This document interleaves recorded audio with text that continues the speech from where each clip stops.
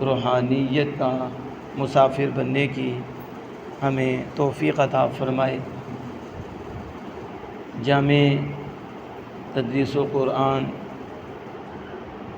اویسی میں ہر ہفتے کو اللہ جل وعلا اس کے محبوب کریم صلی اللہ تعالیٰ علیہ وسلم کے فضل و کرم سے خوبصورت بزم کا انعقاد ہوتا ہے،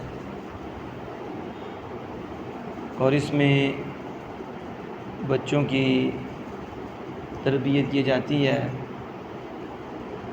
اور مختلف جہات سے تربیت کا موقع ملتا ہے۔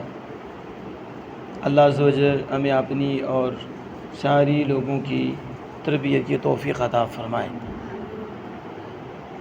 آپ سب نے بتانا ہے کہ 14 اگست کو کیا ہوا، اونچی آواز سے آپ کو اونچی آواز سے بولنا چاہیے۔ آج تو جنہیں نہیں بولنا چاہیے وہ بھی بول رہے ہیں، جو پاکستان کے مخالف تھے وہ بھی بول رہے ہیں، وہ بھی منہ کھول رہے ہیں۔ تو آپ تو جنہوں نے پاکستان بنایا ان کے روحانی بیٹے ہو، اس لیے آپ کو تو اونچی آواز سے کہنا چاہیے کہ 14 اگست کو پاکستان بنا۔ بولو۔ اب سوال یہ ہے کہ پاکستان کس نے بنایا؟ 14 اگست کو پاکستان بنا تو پاکستان کس نے بنایا؟ اونچی آواز سے جواب دینا۔ قائد اعظم محمد علی جناح وکیل تھے، قائد اعظم وکیل تھے، کوششیں اہل سنت کی تھیں، کوششیں۔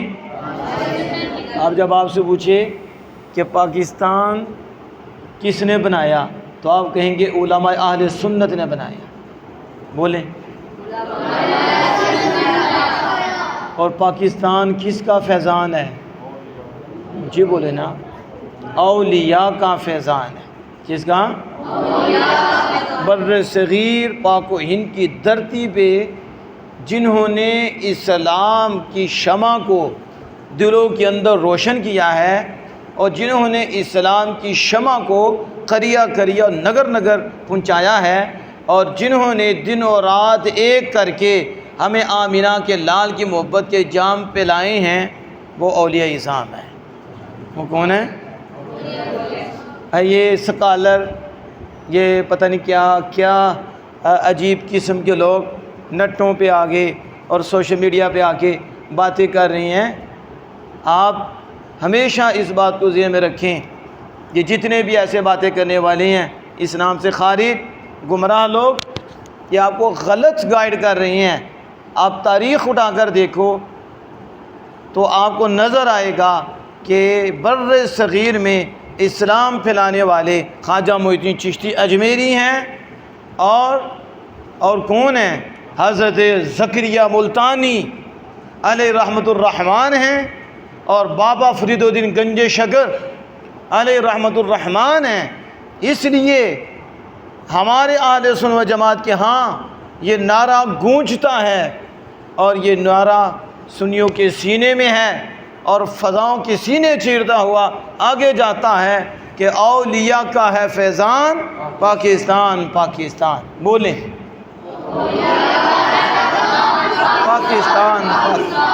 تو کس کا ہے فیضان؟ پیر سید جماعت علی شاہ صاحب کن کے تھے؟ بولو۔ پیر سید جماعت علی شاہ صاحب کن کے تھے؟ اور شاہ احمد نورانی صدیقی آپ کے والد محترم کس کے تھے؟ صدر الافاضل کون تھے؟ اہل سنت کے پیشوا تھے۔ تو اب تو کتنے نام ہیں کہ جنہوں نے قائد اعظم محمد علی جناح کو وکیل بنایا کہ آپ نے پاکستان کا کیس لڑنا ہے، آپ نے یہ مقدمہ لڑنا ہے کہ آپ بڑے ذہین تھے اور وہ بات کرنا جانتے تھے۔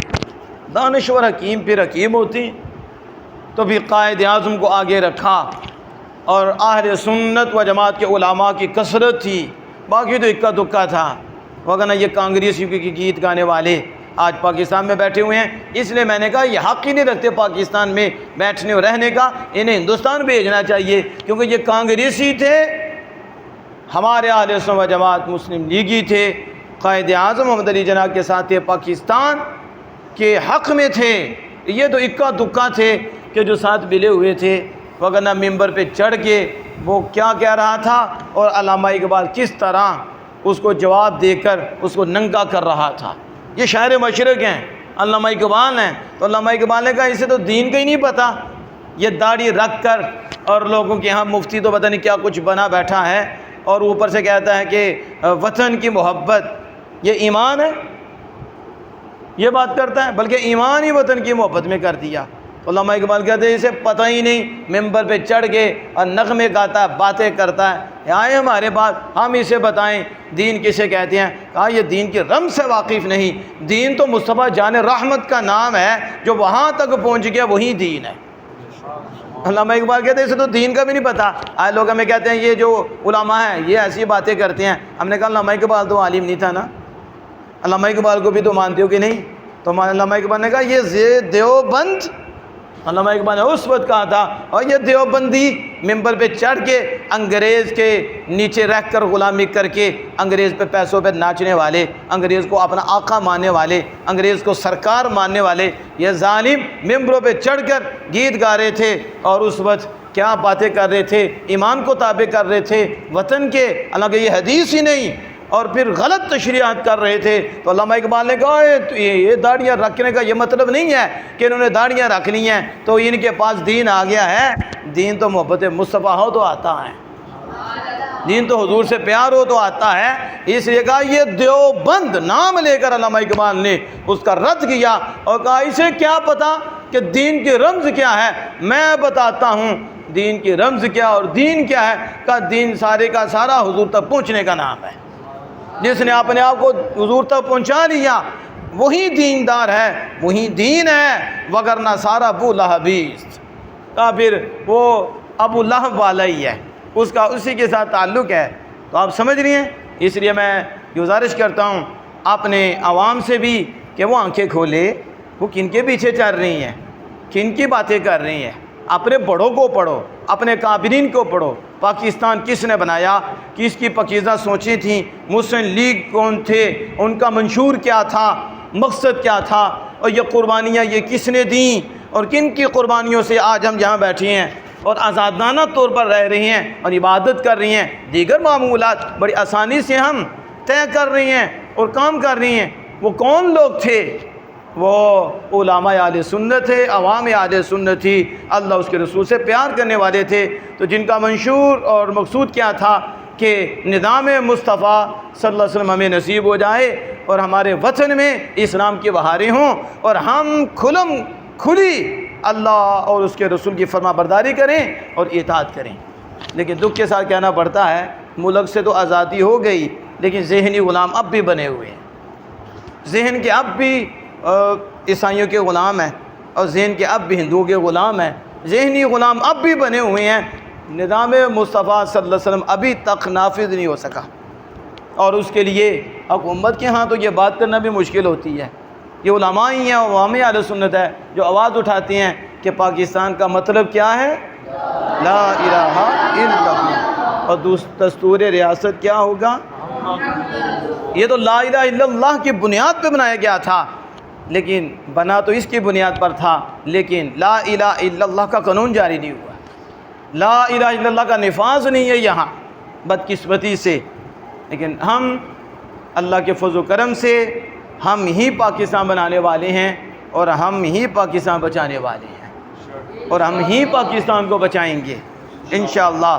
کوئی ایسا کام نہیں جس سے ہمارے ملک کا امن خراب ہو، آگے ملک کہاں پہنچا ہوا ہے اور دشمن کی نظر اس کے اوپر کتنی ہے اور کب کا لگا ہوا ہے کہ یہ پاکستان برباد ہو جائے، ختم ہو جائے۔ اس لیے ہم کسی دشمن کی سازش کا شکار بھی نہیں بنیں گے انشاءاللہ۔ لیکن یہ بات یاد رکھیں کہ 14 اگست کو خوشی منائی جاتی ہے، جشن منایا جاتا ہے کہ نہیں؟ تو میں نے جمعے کو بھی ہائی لائٹ کیا تھا